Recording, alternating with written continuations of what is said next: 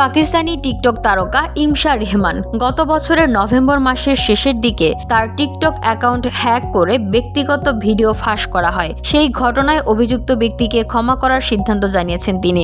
ধুলো, ময়লা ও ক্ষতিকর ধূলিকণা থেকে নিমিষেই মুক্তি দেয় চৌধুরী এয়ার পিউরিফায়ার। এর শক্তিশালী সাকশন ঘরের কোনায় কোনায় লুকিয়ে থাকা সকল ধুলা টেনে ফিল্টার করে এবং বের করে আনে নির্মল ও স্বাস্থ্যকর হাওয়া। ভিডিও ফাঁসের ঘটনার পর আব্দুল আজিজ নামে এক ব্যক্তিকে পুলিশ গ্রেপ্তার করে ইসলামাবাদের একটি আদালতে তোলে।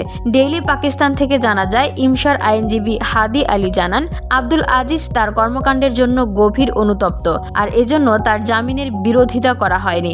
আদালতের শুনানি চলাকালে ইমশা রেহমান অভিযুক্ত আব্দুল আজিজকে কিছু শর্তে ক্ষমা করার কথা জানান।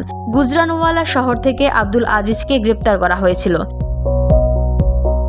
ইমশা রেহমান বিভিন্ন ভিডিও পোস্ট করে জনপ্রিয়তা পেয়েছেন। তিনি টিকটক ও ইনস্টাগ্রামে ব্যাপক জনপ্রিয়। তার টিকটক অ্যাকাউন্টে 2 লাখের বেশি ফলোয়ার রয়েছে, এমনকি ইনস্টাগ্রামে তার ফলোয়ারও লাখের বেশি। মালয়েশিয়ান প্রযুক্তিতে তৈরি অত্যাধুনিক cleaning machine modern vacuum cleaner যে কোনো ধরনের ধুলো ময়লাকে পরিষ্কার করে ঘরকে করে তুলুন চকচকে ও আকর্ষণীয়। Modem, brand of luxury. ইমশা রেহমানের জন্ম 2002 সালে পাকিস্তানের লাহোরে। এই টিকটকার পাকিস্তানের বাইরে ভারত ও বাংলাদেশেও বেশ পরিচিত। BOD Bangla news desk.